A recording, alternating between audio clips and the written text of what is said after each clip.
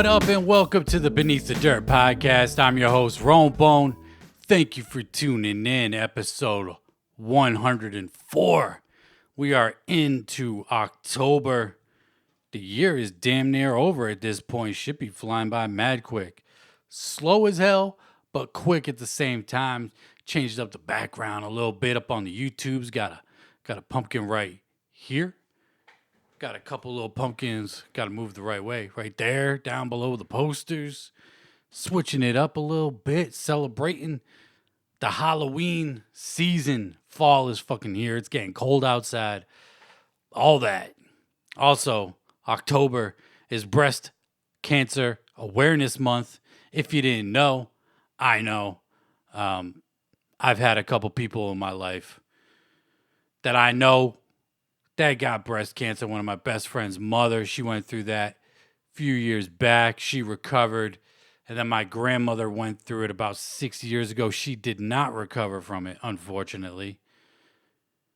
She lost her fight to breast cancer. But I've always made it a point every October. I might not have done it on the show last year, but I'm more comfortable with myself and, everything else with the show this year to make it a point. I'm going to be rocking pink, breast cancer shirts. We got it up in the corner of the YouTube right here, in the corner of the graphics all month. We going to be bringing awareness to breast cancer, and all that good shit, Rest in peace to my grandmother. And shout out to all the women and men who have survived breast cancer. We got to save those boobies, yo. Got to save them titties. Boobies or titties? I like boobies because it's like kitty, but titties because titties are titties. Anyway, let's get into some new music this week. It's kind of a slow week. Right off the rip, we going to say that. It is a slow fucking week this week. But we got some shit to talk about. So let's get into it with brand new Gore-Tex, now known as Lord Goat of Nonfiction. Lord Goat and Stu Bangas. They put out their new project, Final Expenses, this past Thursday, I believe, a day before Friday. Don't know why he dropped it like that. I think Gore-Tex does whatever the fuck he wants, but we got 9 songs clocking in at 29 minutes. So for 9 songs, 29 minutes, not bad. It's a good listen without a doubt. Every song on here is fucking fire. Lord Goat absolutely kills it on here. The features on here are fucking fire. Vinny Paz comes correct as always. Ill Bill, super dope. I love the track with Gorilla Nems. ACG, that shit is fire. Apathy killed his verse. This is a really solid project. Just that grimy gutter boom bap shit that I would honestly just expect Gore-Tex to do. I think this is only his 3rd project, 4th overall if you count Coffin Syrup, but I think Coffin Syrup is just like, we talked about it before, leftover verses that he did for other people. It's more like a mixtape than anything. But he had The Art of Dying, his first album on Psychological Records back in 2004. And then he had Electric Lucifer, which dropped. And now we got Final Expenses. Super dope record. I highly recommend you check it out. I've been bumping it quite a few times since it dropped last week. And is a really dope listen. So go peep that shit out. And then we got Westside Gunn of Griselda Records. He dropped his major label debut on Shady Records. Finally, his Shady Records debut dropped almost a year later to when What Would Sheen Gun Do, the group project from Westside Gunn, Conway the Machine, and Benny the Butcher. But we got Westside Gunn's new project, Who Made the Sunshine, out now. I've only given a few tracks a bump through. I'm not the biggest Westside fan, everybody knows that. But I always check out the tracks that he did with Conway and Benny. So The Butcher and the Blade has a dope track. But the one that really stuck out to me was 98 Sabres. I forget what other track I checked out. I think I checked out Good Night with Slick Rick because I was like, oh shit, Slick Rick is on here. But I checked out 98 Sabres with Amani Caesar, Conway the Machine, Benny the Butcher. Just Blaze produced that. Forget about it. That track is fire. Really good. Love that song, man. I bumped that probably 4 or 5 times just on repeat because that beat is banging. Westside, Conway, Benny, all come correct on here. I love the cover art. Believe his daughter did this cover art. And then he put like some blood splatter on there. Very dope. And then we got the track list right here. You know, some ill features on here. You know, you got your Griselda Records guys on here. Black Thought is on here. Boldy James, who was also of Griselda. Jadakiss. Slick Rick, like I said. Busta Rhymes. Flea Lord. Stove God Cooks. I'll probably peep that track with Flea God. Stove God Cooks. Frank Murphy is the name of the song. I'll probably peep that one too. I love Flea Lord. Flea Lord is just super consistent. And let's get right into his new fucking project. He dropped a new album last week, his 9th album this year. EP, mixtape, call it whatever you want it. Most of his projects have like 9, 10 tracks on them. This one has 10 songs, clocking in at 27 minutes. Ransom was on here. The new project is called Lord Talk Trilogy from Flea Lord. This shit is dope. I don't know many people that could put out 9 projects in a year and remain consistent throughout them 9 projects. But Flea Lord is doing it.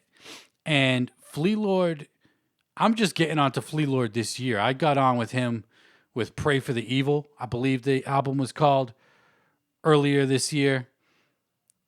That was produced by Me Fucks. Yeah, Pray for the Evil was the first project that I checked out. And then since then, I've been checking him out. You know, the standout projects to me so far this year from him are Hand Me My Flowers, produced by Buck Wild of DITC, and The People's Champ, produced by Pete Rock. That shit is so dope. Those 2 albums are really dope. But this new Lord Talk Trilogy project that he put out, fucking fire. It's really good. Peep it if you ain't peeped it. Flea Lord, he's a Griselda associate. He's just super grimy gutter. Really dope. And this project's fire. I saw some shit on Instagram with him last week. He's in the studio, or he was in the studio with DJ Muggs of Cypress Hill. I'm here for a DJ Muggs Flea Lord project. Abso-fucking-lutely. I would like to see Alchemist produce a project. Maybe even get Derringer and Beat Butcher to do a project for him. You know, he's trying to go 12 for 12 this year. So he's got 3 more to go. This is the 9th one that he's dropped this year. It's fucking crazy. I want to buy the hard copies, but it's going to set me back like $160 or some shit. So I can't do it. I just can't. I want to get all the hard copies. I probably will at some point, but I can't do it right now. I got a couple of them. I got that Hand Me My Flowers and the People's Champ hard copies because those are 2 of my favorite projects this year. But Flea Lord remains consistent in 2020. 9 projects. That's a lot. And I know you probably listening like, ain't no fucking way 9 out of those 9 projects are dope. I'll be honest, I haven't listened to all of them. Probably 5 or 6 I've listened to. But out of the 5 or 6 I listened to, they're all good. They're all definitely worth a listen. And they've all got spun multiple times. You know, some are better than others, but they're all damn good. I don't know how he does it. Dude's, it's hard to keep up with dude because one week he'll drop an album one week and then next week he'll drop another fucking album. He did that a few weeks ago. I don't know why he didn't just wait, but he's got to get that 12 for 12 in, I guess. But Flea Lord's new project, Lord Talk Trilogy, is fire. Go peep it if you ain't. And if you haven't heard Flea Lord, I highly recommend checking out Hand Me My Flowers or The People's Champ. 2 of my favorite projects this year. Those are probably 2 good projects to start with Flea Lord, in my opinion anyway. I'm not really familiar with anything he's done prior to 2020. But damn, dude's consistent, you know? Let's get into some fucking a la Zuli Lou. A La Zulu dropped their new song this week off their upcoming album, Mausoleum. The song Life, Let It Fucking End, dropped this past Friday. Everywhere you could stream it, wherever you fucking want. Wherever your little digital streaming heart fucking desires, go stream it. I haven't listened to it. I'm not going to I almost caved in, though. I can't front. I almost caved in and bumped the new Zool. I told myself I wasn't going to do it just so I could go into the album fresh as possible. You know, their first song they dropped, To the Blood, Moon, and Back, I think that's what it's called. I bumped once, still only once. And I'm not going to spin this until the album comes out. I'm so hyped for it. I don't want any expectations as far as, all right, these two tracks are fire, and then, you know, they end up being the two best songs on the album or something, and then you kind of let down. I want to hear the project through fresh, you know, when it fucking drops. But their new single, Life, Let It Fucking End, is out now. And speaking of A La Zulu, Billy Obey took to Facebook last week. He wrote, "Wait until you hear this verse I dropped on a classic Twiztid track. Flame emoji." All right. So I asked people, what do you think, you know, what track would you like to hear A La Zulu spit on? You know, what Twiztid track would you like to hear Zul spit on? And then people came in with their speculation saying, yo, this could be some Freek Show shit in preparation of the 20-year anniversary of Freek Show. So that got me thinking, what if this Halloween project that's coming out is like some kind of mixtape, definitely Halloween themed, but you got features from the, you know, other M&E artists rapping over some Freek Show beats, some Freek Show instrumentals, if you will. You know, why not? They said it's not going to be up on digital. You know, Def Jam Island, they own Freek Show. So Twiztid wouldn't be able, you know, in theory, Twiztid wouldn't be able to get away with putting something like that up on streaming. But Monoxide has said that it'll be hard copy only, I believe. That's what he's pushing for anyway. So I'm gonna sit here and speculate that this Halloween project coming from Twiztid is gonna be some kind of mixtape from, you know, everybody on M&E will be featured on it. Regardless, I'd like to hear what the fuck Billy Obey or A La Zulu is doing spitting over Twiztid tracks. You know, could they just be doing some kind of new Magic Ninja compilation like they did a couple years back with the Year of the Sword project, which was a dope project, really good. You know, it was an excellent way to showcase the artists, and they could do it now. The roster has kind of trimmed down a little bit. You know, Gmo's not there, Gorilla Voltage. I don't think Lars is on there anymore. But you still got a bunch of motherfuckers on the label. Lex, Zool, Blaze, A&B, you know, Twiztid. They could all put something together. That'd be fresh. To have some kind of mixtape spitting over other beats. You know, it reminds me of like when Psychopathic signed Cold 187 of Above the Law. And then he put out that Only Solution or the Final Solution, whatever the fuck that tape was called, and had him spit over classic Psychopathic instrumentals. I believe they just kind of set him up for failure by doing that. But with this, I think it would turn out dope because it's all dudes that are in the scene, you know what I mean? Big Hutch, Cold 187 is not part. He's a West Coast legend, you know what I mean? G-Funk innovator. You know, he takes credit to starting G-Funk when Dre gets all the G-Funk credit. But I'd like to hear some kind of mixtape, or even if it is the Halloween project, whatever. Them spitting over some shit, you know? Imagine Zool spitting over like Fall Apart. I remember Shaggy did that on one of the DJ Clay instrumentals. That was dope. or them spitting over what's another ill, like bags or some shit. You know? I'm sure they got all those instrumentals still. Fritz the Cat sitting on a fucking hard drive somewhere. So that'd be dope. We're just going to have to wait and see. Or it could just be a fucking one-off from Billy Obey. Some solo shit real quick. Fuck it, right? Who the fuck knows? But speaking of Freek Show, we all know that it's the 20th anniversary of Freek Show coming up soon, and Bizarre Bizarre from ICP. Also, Rage of the Plague from Halfbreed, 20-year anniversary for that album as well.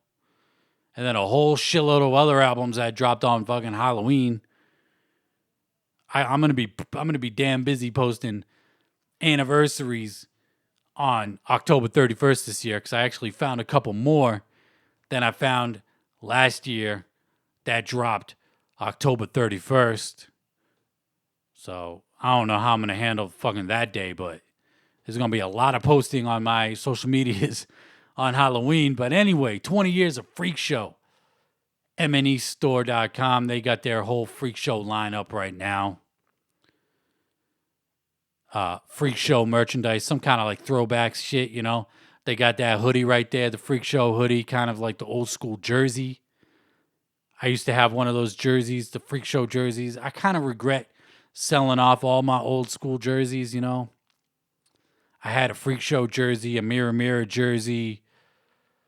I had that Detroit Red Wings Monoxide jersey. I had that Chicago Bears Madrox limited edition, like 1 of 75 jersey with the certificate of authenticity. I sold that. I sold all my jerseys.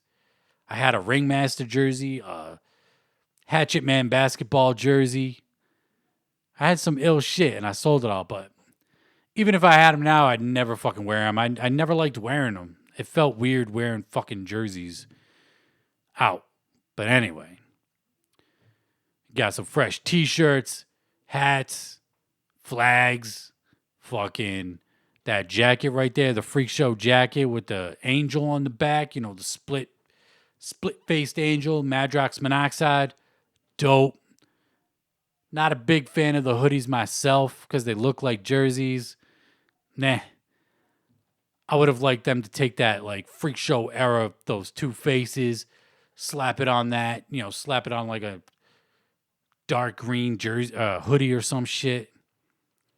But yeah. 20 years of Freek Show this year. Whole bunch of shit dropping on Halloween, you know, anniversary-wise this year. Monoxide took to a live stream this week. Didn't really talk much about, you know, anything noteworthy other than he revealed the third letter of the rock album from Twiztid. I didn't even know that there was a second letter. Or maybe I did and I forgot. But the third letter is out. So the first 3 letters of the rock album, R-E-V, and he said it's not revolution. That was the first thing that popped into my fucking head, and he said it was not revolution. So maybe it's rev your fucking engines up, because get ready, we're dropping a rock album. I don't know. But, and I gotta say this. I said I was only gonna be bumping singles one time through, and that's true with the A La Zulu shit. But that rock song from Twiztid, Rose Petal, they just put out the video for it up on Knotfest. Knotfest.com fucking promoted the new Twiztid rock single in the video. So I had to go peep the video. The video's okay, nothing special. It's better than the Magic Spells video. But fucking, hey man, that song is good. Like really good. I bumped that shit a handful of times this weekend. I am digging that Rose Petal song from Twiztid a lot. It's kind of got me excited for this rock project. So, you know, I'm curious to hear what the rock project as a whole is going to fucking sound like from Twiztid. Because Generation Nightmare, is what it is. But the way this new rock shit, you know, the way their rock shit is sounding is just getting better and better. Definitely more of a mainstream sound, but fuck, man. Catchy as hell. Such an ill song, too. Peep that shit if you ain't peeped it. It dropped a couple weeks ago, but that is a good fucking song. Let's get into some new shit from ABK. ABK dropped a song last week. He's going back to back this week. He's dropped the Orange Black 2020 single, Don't Go Outside. This dude's been dropping Orange Black singles / EP since 06, I want to say, when he left Psychopathic Records. I have the first Orange Black EPs that he put out. I still need to get a copy of that Devilish EP. Every time I order from his site, it's always one of those things where it's like, all right, next time I buy something, I'm going to order that. You know, same with pretty much everybody's site that I buy music from. I'm like, all right, next time I order from this dude's site, I got to remember to buy that copy so I can get it. I'll just order it at the same time, save on shipping, but I never fucking remember. But he dropped this new single.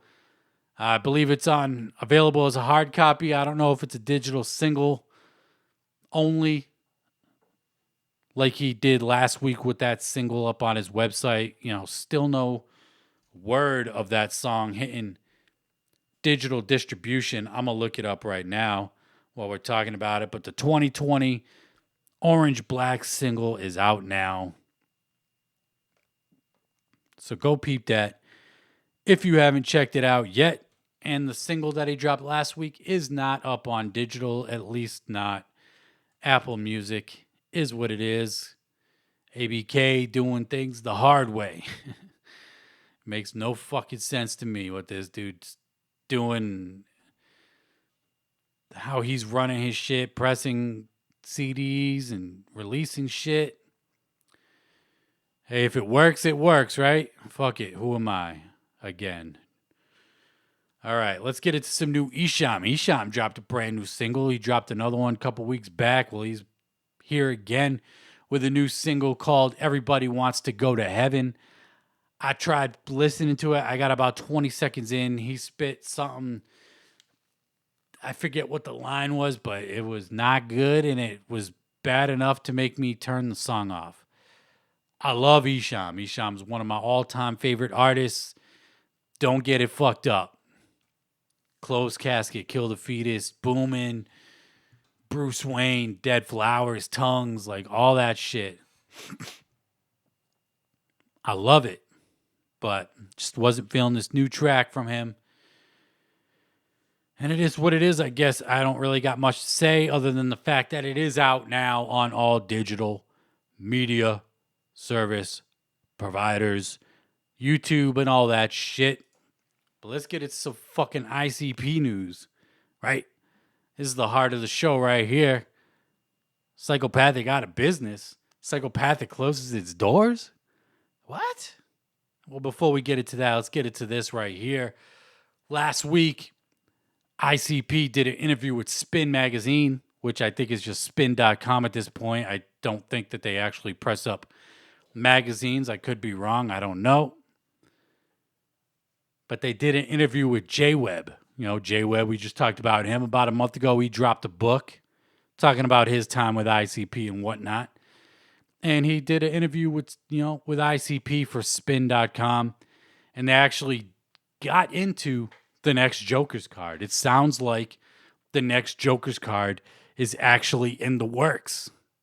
Fucking A, they're actually working on music. Whether we'll get anything in 2020 remains to be seen, but they are working on the as of yet incomplete LP, according to this article and interview. And according to this interview, Mikey Clark, this was the big shit right here. Mikey Clark is going to be part of the 5th Joker's card of the second deck, the yet to be named Joker's card of the second deck. Mikey Clark's got production on here. Straight Jacket, Mike P, Kuma, and Devereaux all make appearances on this. I fucking love seeing Mikey Clark having production on the next ICP album. Would I have liked to see him produce the entire album? Yeah, absolutely. But hey, fuck it, right? As long as we get something from Mikey Clark, better than nothing. You know, he's the one that really brings out the clown sound. So really hyped to see Mikey Clark. Mike P is always a welcome guest he killed the Wraith. He had to step in at that time and complete the saga of the 6 Jokers card. Mikey Clark handled pretty much everything before that by himself, with the exception of Carnival of Carnage. And he killed it on the Wraith Shangri-La. So Mike P's always welcome. Kuma is super dope. Kuma's done a ton of production. I believe he did Opaque Brotherhood. I think he did ABK's Medicine Bag, and he did a whole bunch of other shit too I can't think of off the top of my head. Kuma is definitely one of those dudes I like seeing around. Devereaux's been killing it with Ouija Mac, Darby O'Trill, whole bunch of other underground motherfuckers running around out there. Devereaux's ill on the beats. Psyched to see him returning, because he did have a beat on Fearless Fred Fury. And then Straight Jacket. I'm not familiar with Straight Jacket's production, but I know he mixed down Fearless Fred Fury. He was the engineer for that project. So to see him have production, I know he's a producer. And maybe he did have production on there. I don't remember off the top of my head. Other than the video game song, which Devereaux did, I couldn't tell you who did what beat on that album. I think 7 was on Fearless Fred. Mike P, maybe. I don't even know. But Mikey Clark will be on the 5th Joker's card of the second deck. The yet to be titled Joker's card of the second deck. And according to ICP, at some point during their house party peep show that's going down this month, which actually started on Saturday with Juggalos Against Sanity with ICP. I did not watch it. I still have not bought it. Tonight, I released this podcast on a Monday. It's October 5th right now. So tonight, the ICP seminar is tonight.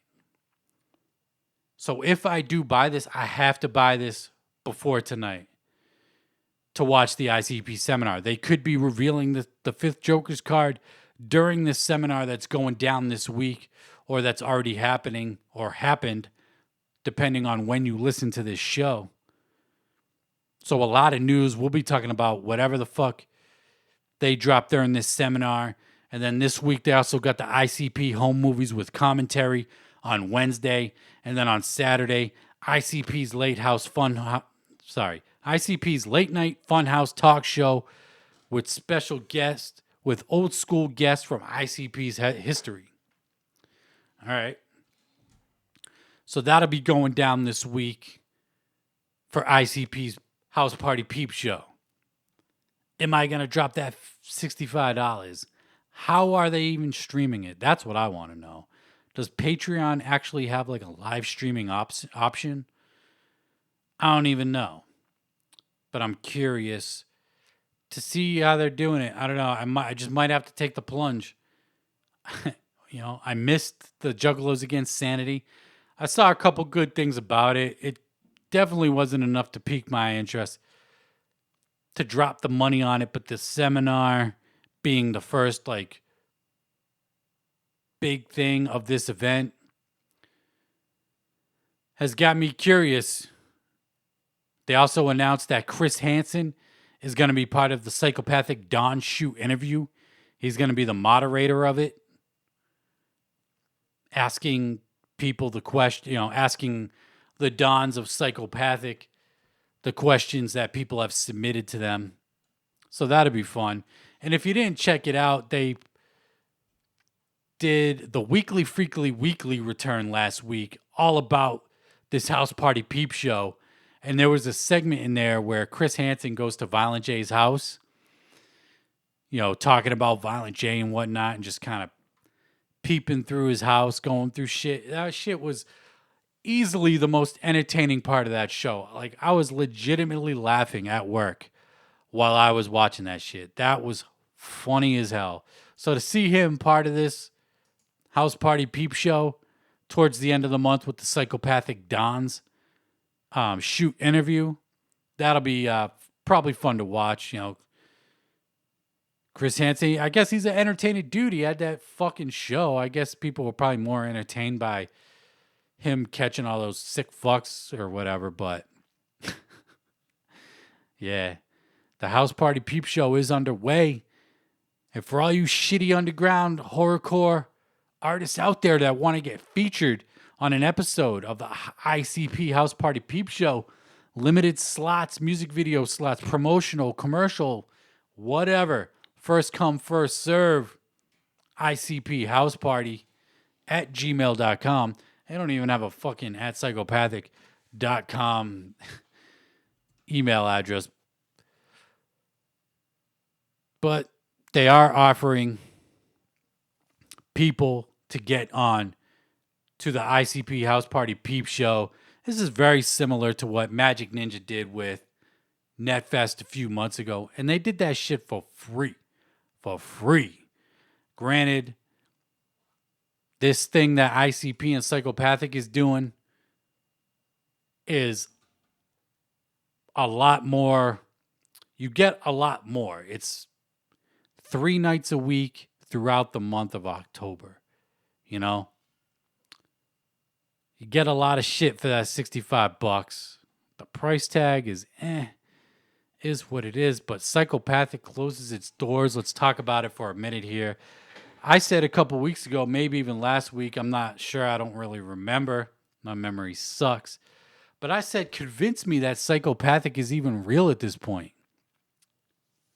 Hoodoo dropped his album on Eardrug Music. Ouija continues to drop shit independent, but they are both still representing the Hatchet. They got the Hatchet Man all over their shit. Lil White seems to have cut all affiliations with Psychopathic at this point. Dude barely posts on social media. It's been almost a year, actually, since he was supposed to drop the pre-order for his album. That never happened. But this ain't about light. This is about ICP, Psychopathic Records. I saw DC Fago guy drop a video saying it's Psychopathic done. Something like that. I peeped it. It was a good listen. And, you know, for him to say that, yeah, Psychopathic might be done is saying something. You know, a lot of these ICP 17%ers, if you will, quote unquote,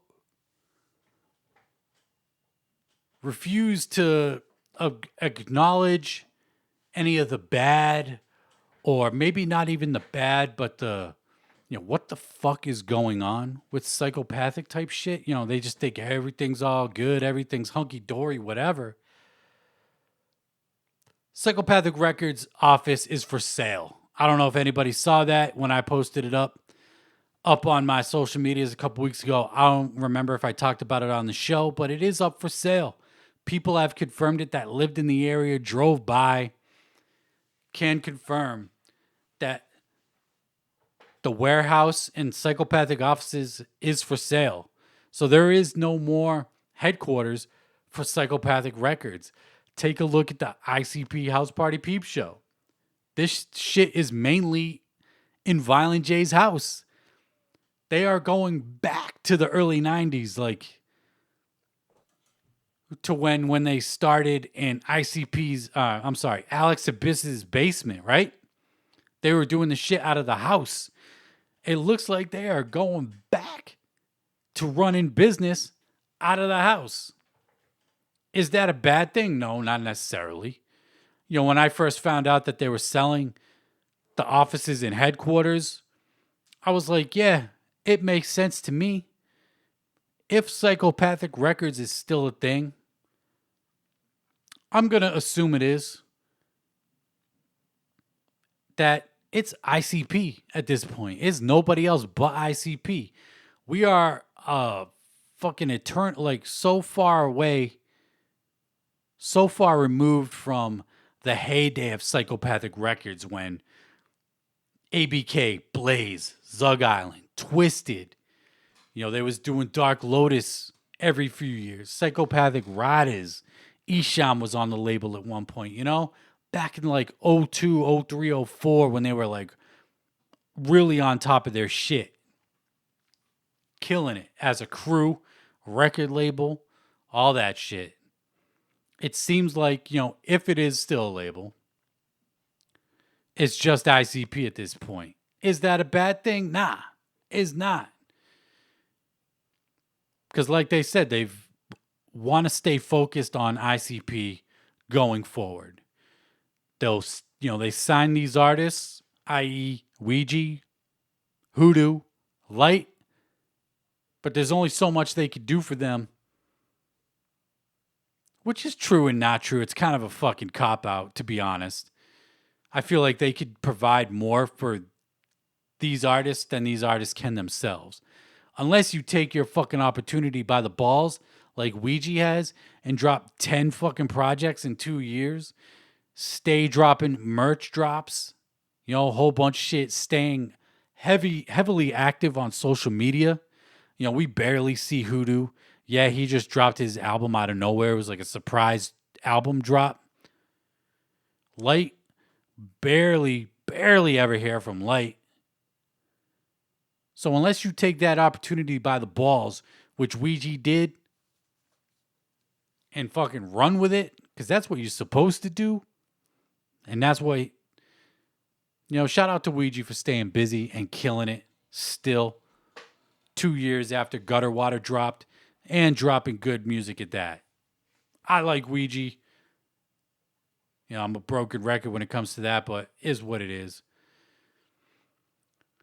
But Psychopathic could, in my opinion, probably provide for these artists better than these artists could do on themselves. At least a lot quicker anyway.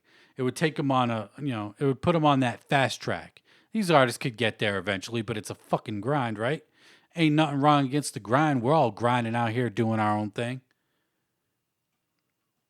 But it just seems like Psychopathic has shrunken down so far where it's just ICP. They're fucking running it out of Violent J's basement. Unless they are going to get a new office somewhere that's smaller. I don't know. Maybe they'll address it in the interview. The Psychopathic Don Shoot interview. Possibly during the seminar. I'd be curious with that. I hope somebody asks him that. You know what? Am I going to buy this shit or not? I'll fucking ask them. And they'll probably call me an asshole. If they know who I am. I doubt they know who I am. But who the fuck knows watches my shit? I don't know. But yeah. I don't think I got much more on that. Psychopathic closes its doors.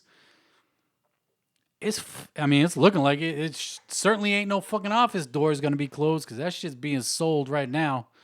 And it looks like everything's being run out of the basement. Shaggy's doing his thing with Keegan the Creep. Can't forget about that. Come back to the center of the screen here. Shaggy been doing his thing with Keegan. Which is, it's entertaining. To be honest, if you missed this past weekend's Twitch show that they had to do like a 30-second hug. That was fucking hilarious. I was laughing during that shit. So Shaggy's killing it with Keegan the Creep up on Twitch and the YouTubes. We've barely heard from Violent J this year at all. Outside of that Chris Hansen interview, the Weekly Freakly Weekly that they dropped last week, which is everything they dropped during that Weekly Freakly, we already knew because of the flyers and everything that they explained on the Patreon and all that. But yeah, the Party House Peep Show this week. We got the ICP seminar going down Monday night, Wednesday night, the ICP home movies with commentary, and then Saturday night, ICP's late night Funhouse talk show with old school guests from ICP's history. And I sit here and I'm trying to convince myself to buy it and I can't. Maybe I will, maybe I won't. Who the fuck knows? But let's get into some couple more releases that dropped this past week. Worcester, Mass. Artist 9 Mills. He dropped his new song this week, Married to the Game. I've known 9 Mills for damn near 15 years at this point. Dude's still putting it down. I wish he would put out more music more consistently. I don't know if Mills listens to my show, but if you listen to my show, drop more music consistently. I know you could do it. You're talented as fuck. You're one of the iller artists in Worcester, in my opinion. I'd like to see somebody from Worcester besides Jordan Lucas make it. Y'all know how I feel about that dude. Is what it is. But 9 Mills is dope as fuck. You know, shout out to Resno, Polly Rotten. Thems is my guys. You know, shout out to them. And before we fuck off out of here, we got the brand new project from Low Key, Candy Corn and Cover Songs Part 2. I haven't got a chance to listen to this yet, so I don't know what songs he's covered on here. I don't think it's up on DSPs yet. It's not. But if you go to listentolowkey.com, spelled exactly how it sounds, listentolowkey.com. I'm typing it in on my iPad right now. You could go stream it and download it there. I believe physical copies are up for sale, or they're going to be up for sale soon. Looking at the track list, Hey Man, Nice Shot, Filter. That's a fucking dope song. That's why I say, hey man, nice shot. That's a fire fucking song. I'd like to. I'm definitely gonna bump that after this show to hear how he covered that song. But anything other than that, I can't tell by the track list if he covered any ICP like he did last year, or Twiztid or something like that. Last year he covered ICP's Play With Me, and it was a fucking great cover of that song. One of my all-time favorite ICP songs, and Low Key killed it. Dude is mega talented. He dropped The Blood of Izu earlier this year. He's got the new album dropping in November. Shit's fire. Can't wait for a dude to drop his shit. I like to see him staying consistent and busy, as he should, in the 2020 season, as should everybody. But yeah, shout out to everybody that's fucking tuned in right now. Episode 104 in the bag, in the books. Wrap it up. Much love. I appreciate it. Go peep that new Gore-Tex. The shit is fire. And go peep what else dropped. Oh, that Flea Lord. Go bump that Flea Lord too. That shit's fucking fire. Am I gonna buy that ICP Party House Peep Show? I don't fucking know, but I gotta make up my mind quick because the ICP seminar is tonight. And until next time, y'all, I'm Rome Boner, the Beneath the Dirt podcast. I'm out. Peace.